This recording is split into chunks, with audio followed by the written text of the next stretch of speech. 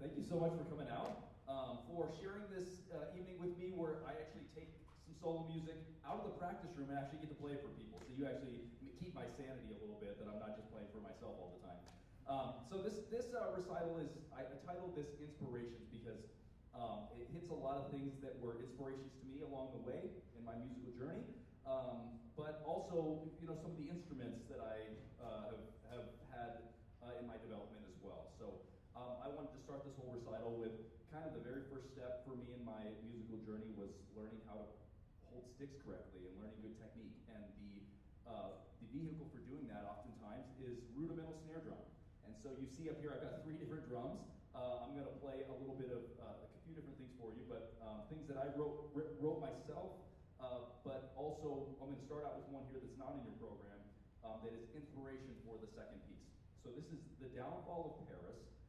This was written in 1790, so this is like one of our first snare drum solos in existence, is this piece. And so I'm going to play it on a traditional field drum so you can get an idea for what that would have traditionally sounded like as well. And then I wrote a piece called The Uprise, if you see the play on words there. And I'll play that for you, which was based on the main theme, so I do want to play this first piece for you so you hear those themes.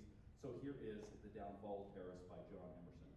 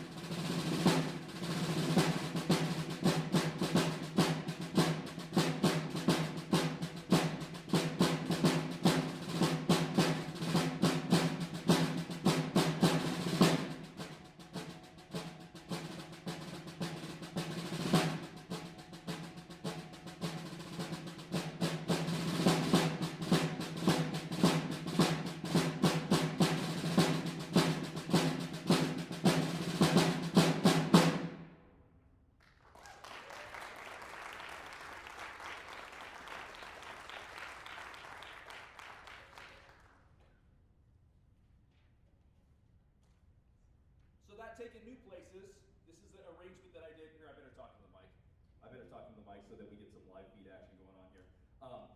That taking new places now, I'm going to take some of those same themes, and when I was a student here at Northwest College, I wrote this piece that is based on that same theme, but it incorporates a lot more modern. Any of you heard of DCI drum corps? Yeah, we get some DCI folks, nice. So drum corps is like a chops fest for the drummers a lot of times. So this is taking that, going a little bit further with it, but you'll hear some of those same themes. So I wanted to give you that Where's Waldo moment of here's the Downfall of Paris themes in a piece that I call The Uprise.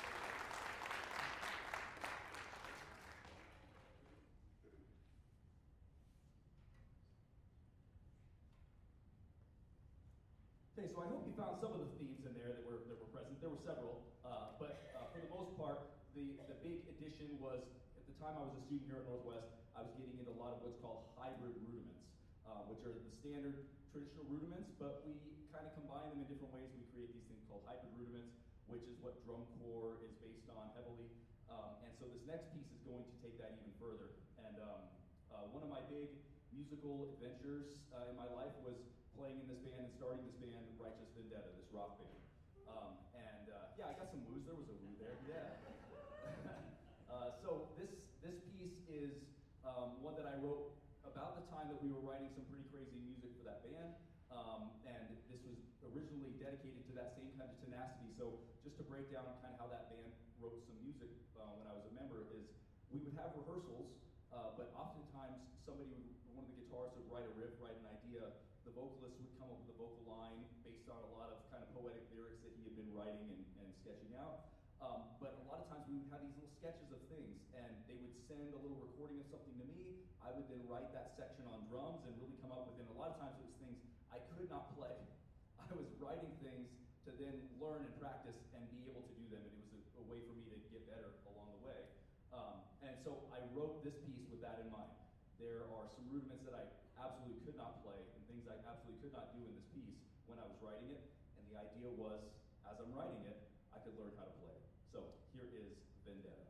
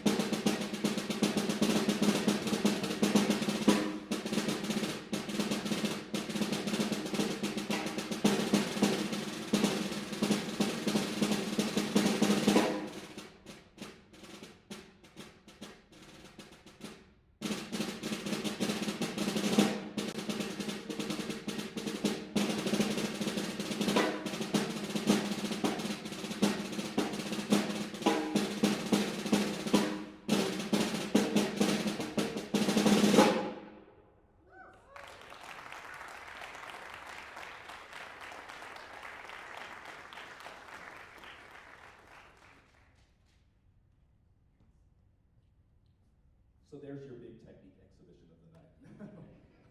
So another big inspiration thing that I had in my playing was when I first discovered playing keyboard percussion.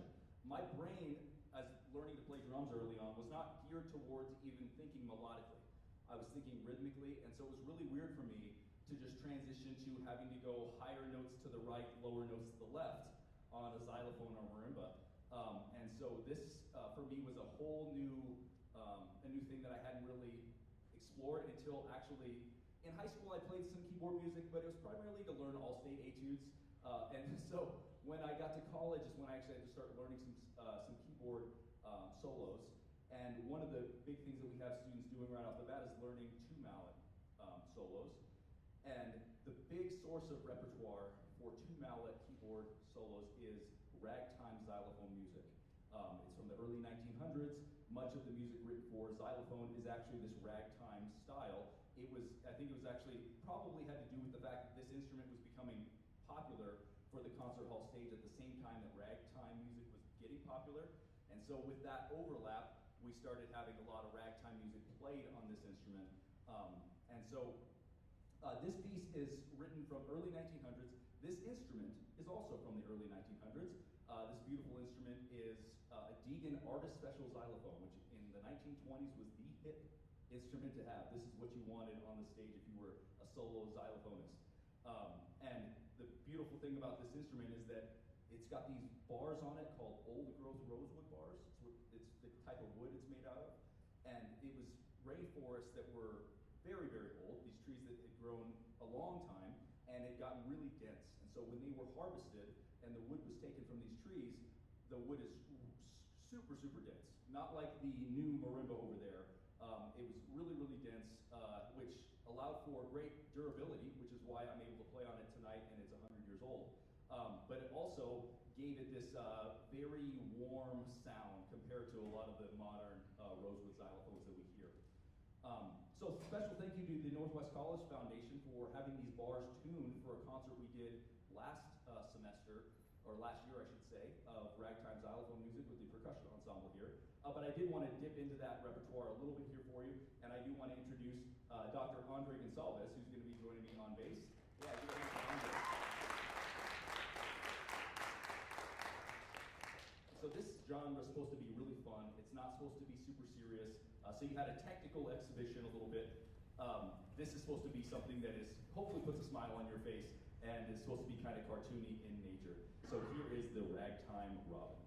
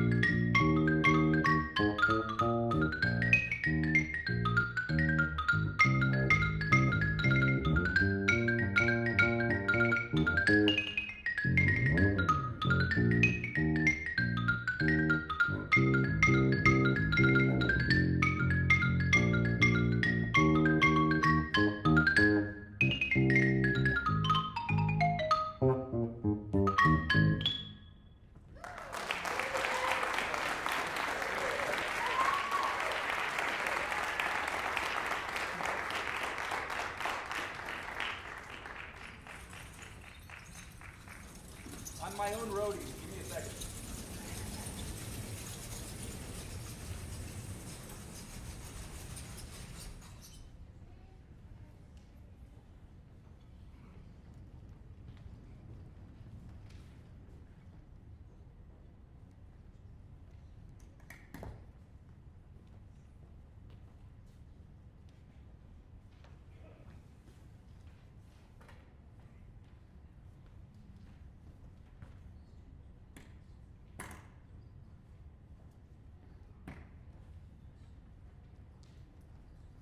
All right, like I said, I hope you had a smile on your face after that one.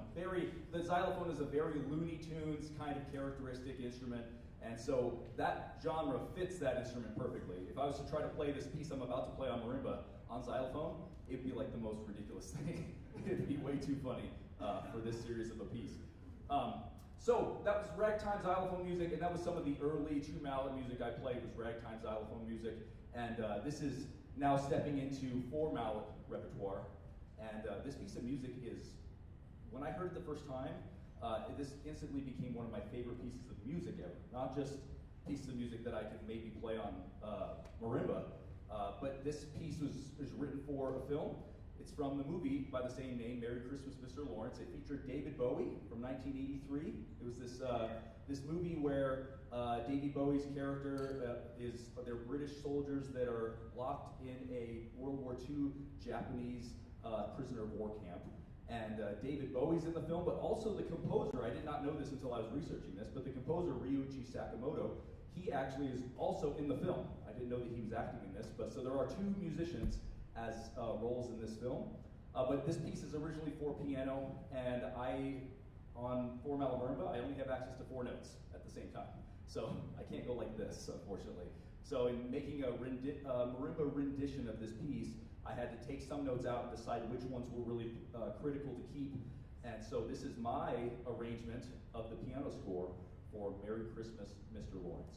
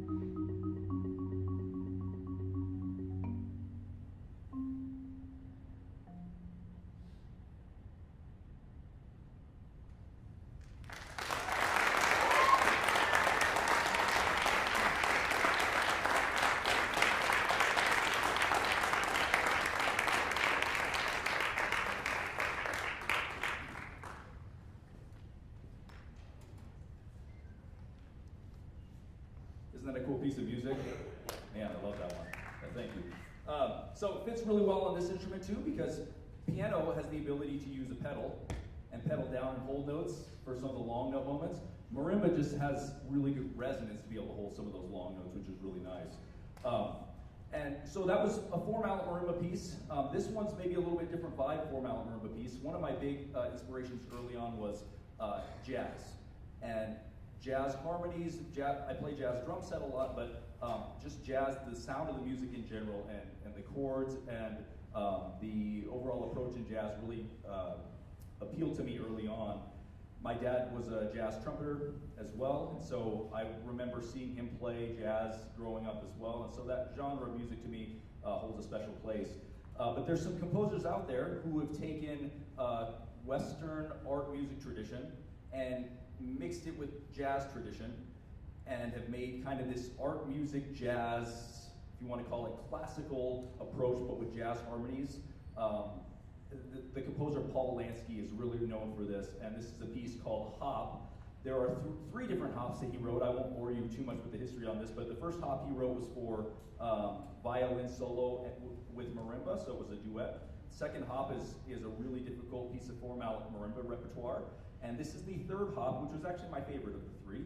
And so I wanted to play for you now. This is Hop 3 by Paul Lansky.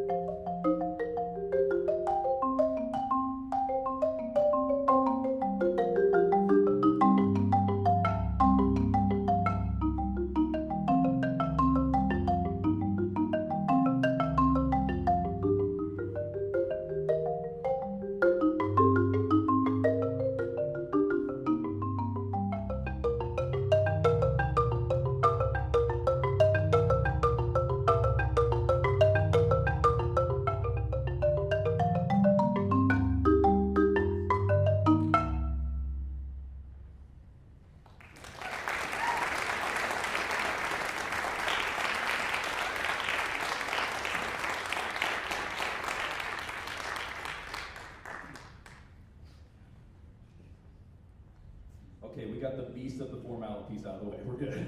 It's good. Smooth sailing from here.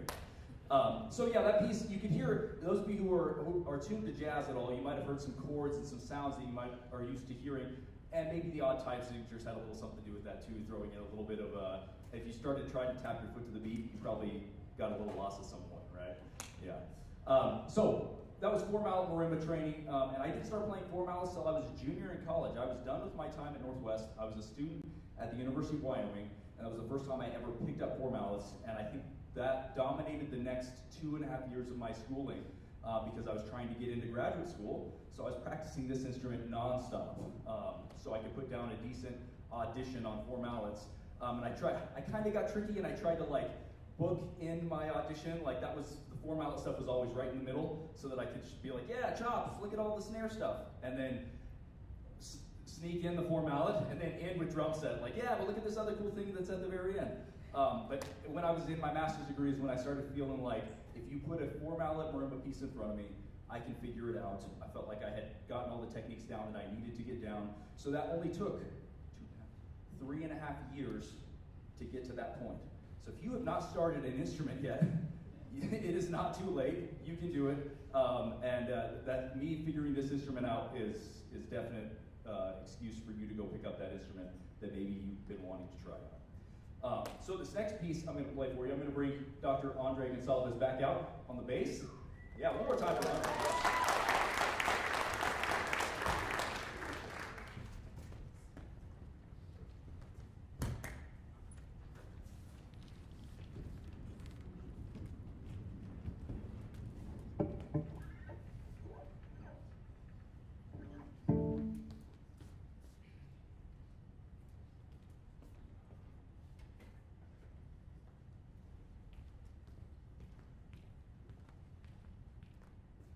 And this piece itself does not have ties to inspirations for me, but the thing that does have ties to inspiration is that I think one of the big inspirations for me playing music was actually getting to play music with my friends. And when I was in middle school, I still remember at Cody Middle School having a couple of kids that I didn't know walk up to me and say, Zach, you're Zach, right? And go, you play drums. And I was like, yeah. They were like, you want to be in our band? It's like a really fond conversation with these middle school kids. He was like, okay, well, if you want to be in our band, you got to come over to my house this weekend, and we're going to play music nonstop all weekend long. And so we did. I remember getting blisters on the sides of my fingers because I was playing drums so much, where the sticks were rubbing. And now all of the members in that band are full-time musicians or were full-time musicians. So the late great Luke Bell was one of those members. So if you know Luke Bell from the community and his music career, he was in that band with me. And then Alex Brown, who, it's amazing, his career in military music. He's a bass player that I'm getting updates all the time of him playing like fancy dinners, like for dignitaries of different countries and stuff in different countries, and also like White House dinners and things like that. So it's pretty cool what he's able to do with his career in music through the military. And then his brother, Tony Brown, who was one of my best friends in middle school, who now is touring in a bunch of bands, teaching music, playing all over the place. And so it's really cool to see how from that little garage band, or I should say basement band, from middle school, everybody found music careers out of that. So special thanks to all of those parents out there that are helping their kids in music and encouraging and inspiring them to continue doing music, because without parents doing that for us, we wouldn't have done that. They would always have friends over, and they were always like, okay, before we chat, before we have dinner, whatever, you got to come listen to the boys play a song. You know, like always. So we always were performing for people, and it was a really, really fun time. So I say all that to say this is dedicated to all of the musical friends I have in this region, but especially Dr. Andrey Gonçalves, who is joined me on this recital, and our Northwest College faculty crew, who we're playing a faculty jazz concert on Monday evening, so if you want to mark your calendar with that, that's going to be a lot of fun. But this is dedicated to me getting out of a practice room setting and actually getting to play music with other people. And so Andrey and I want to play a piece for you called Get It.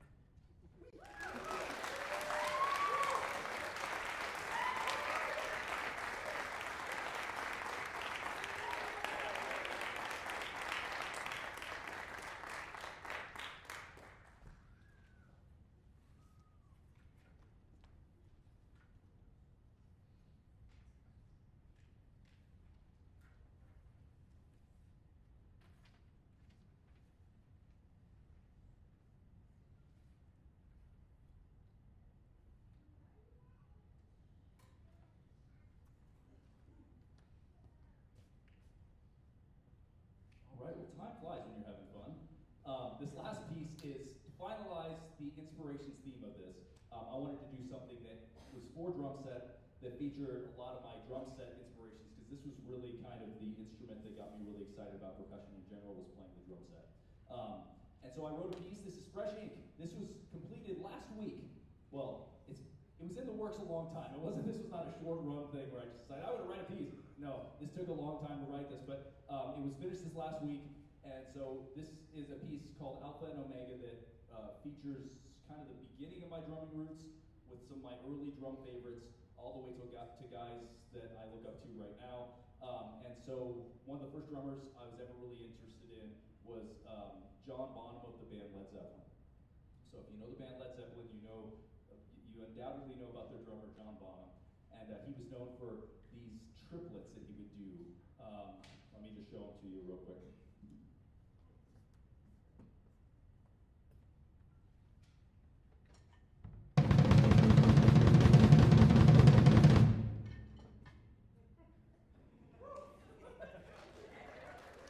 So it's a pretty simple concept. It's right, left, right foot.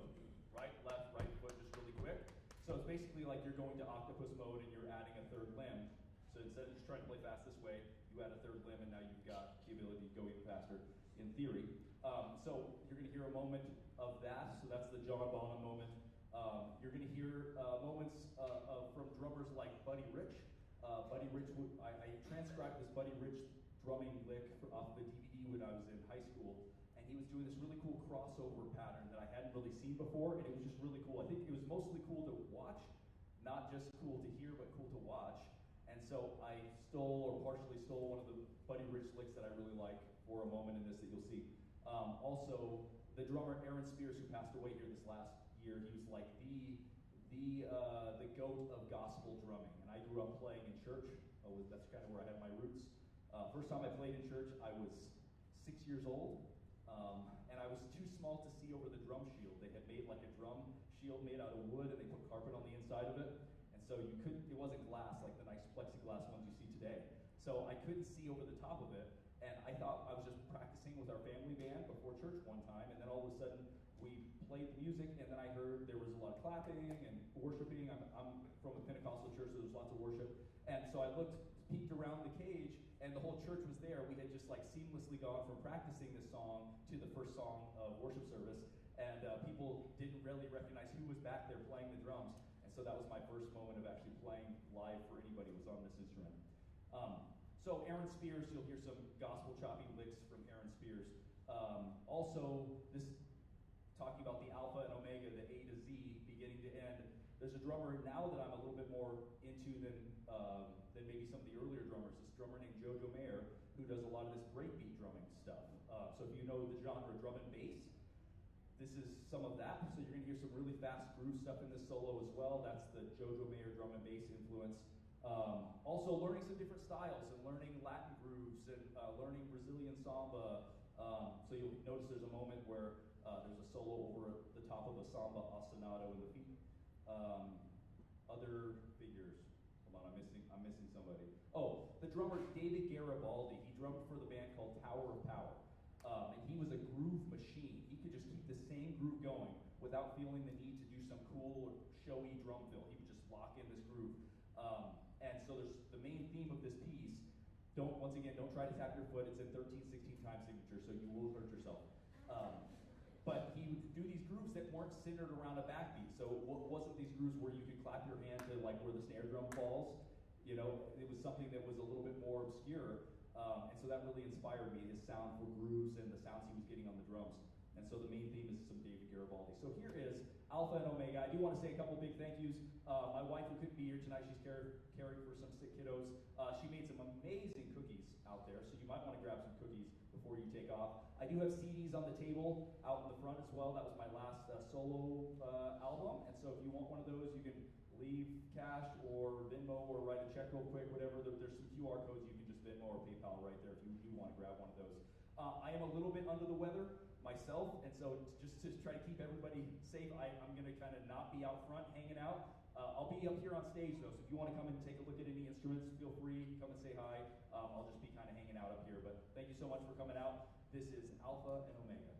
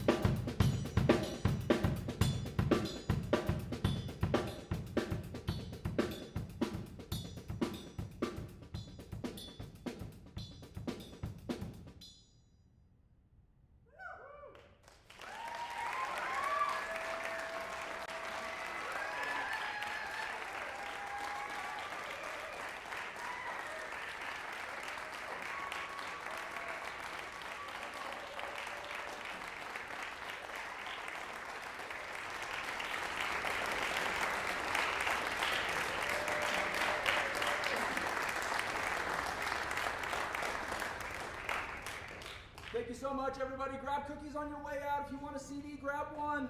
We'll see you at the next concert. Thank you. Woo!